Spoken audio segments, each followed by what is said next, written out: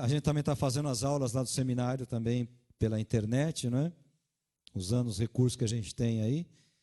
E essa semana agora, semana passada e essa semana, estou exatamente falando sobre finalzinho do Pentateuco. E ontem falava bastante sobre o livro de Deuteronômio, como Deus bate numa tecla, a Deuteronômio é a repetição das leis. Como Deus bate numa tecla com relação à obediência do povo. E a tecla que Deus bate, a tecla que Deus fala, ou seja, o assunto que ele insiste é: fujam da idolatria. Fujam da idolatria. E quando nós falamos idolatria, a idolatria ela envolve tudo. Tem gente que idolatra a família, não é? Tem gente que idolatra o time de futebol, tem gente que idolatra personagens políticos, e aí por diante. Então a idolatria, o carro, a idolatria, ela é algo que interfere no nosso relacionamento com Deus. E quando Deus diz assim: eu sou Deus, eu sou o único Deus, somente a minha pessoa você vai adorar, você vai prestar culto. Eu sou o único Deus, você não tem que fazer imagem de escultura ou pintura, nem daquilo que está na terra, debaixo da terra ou nos céus. Eu sou o único Deus. Isso está nos 10 mandamentos. O que Deus queria então do povo? Qual era a intenção do Senhor com relação ao povo? Adverti-los contra a idolatria. Porque os outros povos eram idólatras. Você pega aí costumes de povos pagãos, que alguns que matavam crianças em sacrifício à sua divindade, né? E não pensa que isso acabou nos dias de hoje, não. Isso persiste até os dias de hoje. E outros faziam rituais, ofertas, festas, né? Enfim. Então essa interferência desses povos pagãos, principalmente alguns que saíram misturados com o povo hebreu lá da escravidão do Egito, muita gente saiu misturada no meio do povo. E certamente esses levaram costumes, levaram as suas formas de adoração, e quem sabe desses murmuradores aqui tiveram incentivo desse povo que saiu misturado no meio do povo hebreu. Para que nós saímos de lá? Para morrer no deserto? Esse é o Deus de vocês? Pelo menos lá a gente tomava chicotada e tal, mas tinha uma água para beber, tinha lá um cantinho para dormir, tinha lá uma comida. Nos tirou de lá para quê? Para morrermos aqui no deserto. E se levantam contra Moisés. Normalmente quando vem uma rebelião, ela se volta contra quem, irmãos? Contra a liderança. Eles bateram lá, Moisés e Arão. Escuta, o que vocês estão fazendo com a gente? Eles tiraram a gente de lá para morrer aqui nesse deserto, de fome, de sede, e ainda criticam a provisão de Deus. Essa comida ruim.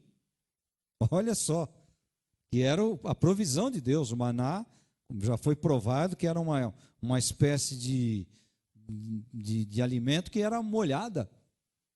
Ela servia tanto de alimento como de hidratação. O deserto não tem água. Então, além de tudo, ainda criticam a comida. E é interessante, irmãos, que a rebelião, ela foi a primeira situação que aconteceu e que fez aparecer o mal e o pecado. Vocês lembram, né? Que foi o primeiro pecado, qual foi? Rebelião, desobediência. Rebelião. Um sujeito lá se rebelou contra o Criador.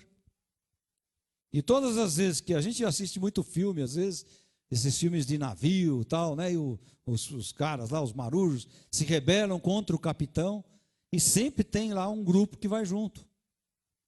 E nessa situação não foi diferente. Quando o inimigo, o diabo, se levantou contra a pessoa do Criador, logo um monte de anjos se juntou com ele e falou: vamos derrubar ele do trono. E aí foi Deus que derrubou eles lá do céu e os espantou de lá uma terça parte dos anjos que estão aí hoje fazendo o papel de demônios. Então aqui foi a mesma coisa. Eles se rebelam. Eles se rebelam e dizem: escuta, o que é que está acontecendo? E veja, vamos enxergar Deus agora, vamos tentar enxergar Deus, irmãos, como um homem, como um ser humano. Vamos tentar enxergar dessa forma. Então, existe uma coisa que se chama paciência. Você está vendo uma situação, você está lá, vai engolindo, não é assim? Engole seco, tal. Chega uma hora que você fala, não tem jeito. E aí você dá aquela explosão, aí todo mundo fala, tá vendo? Eu não falei que ele era nervoso? Mas chegou na tolerância, não tem mais para onde correr. Vamos pegar dessa forma, lógico, Deus é diferente, Ele é o Criador, Ele é um ser superior a tudo isso. Mas vamos pegar dessa forma, Deus então ouve o clamor do povo, lá no Egito. Queremos sair daqui, queremos ter um lugar de liberdade para te prestar culto. Então Deus prepara toda uma situação. Deus, irmãos, podia estalar os dedos, Faraó podia se encolher na parede lá no cantinho e falar, tira essa gente daqui. Mas foi assim que aconteceu? Não, foi um processo.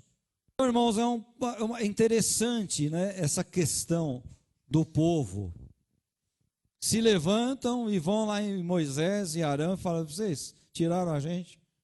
Para quê? Para a gente morrer de fome aqui? Por que não deixou a gente lá? Morria lá. E Deus, então, a tolerância de Deus, vamos dizer assim, a paciência de Deus já estava, vamos dizer assim, que na testa já, né? Então Deus permite que as serpentes saiam lá dos buracos no deserto e começam a picar, a golpear as pessoas. Ali não tinha jeito, vai correr para onde? E as pessoas começaram a morrer.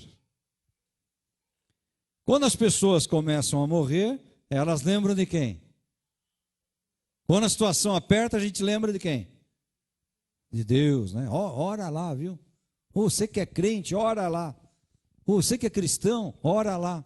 Não é assim que as pessoas fazem? Então é interessante, eles perceberam a falha na conduta.